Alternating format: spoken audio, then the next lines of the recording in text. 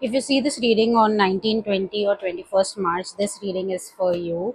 We have the death card, end of something which was hurting you, not serving you. It's the pain or hurt from the past. Maybe you were not able to move on from the person and it is still hurting you. It's been almost a year, more than a year. But yes, now it's going to end because you have choose the path of healing. A new beginning is waiting for you. Six of Swords. See, from the mess, the chaos, you are moving on to calmness, you are moving to healing. Six is important as a number. 13, 4. Maybe it was a karmic relationship, it was supposed to happen so that you could choose a path of spirituality,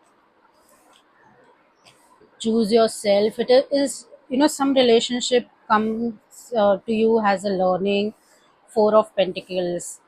This relationship made you a strong person. It made you realize that you are important.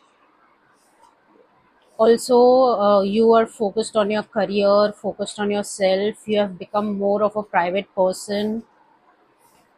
Four seems to be very important. 4 days, next 4 days.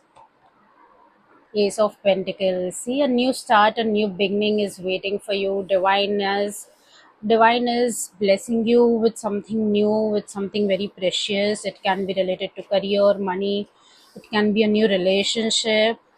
But yes, there is a bigger blessing for you. It's like if you see the size of the pentacle, the blessing is so much bigger than the pain or the hurt you had in the past.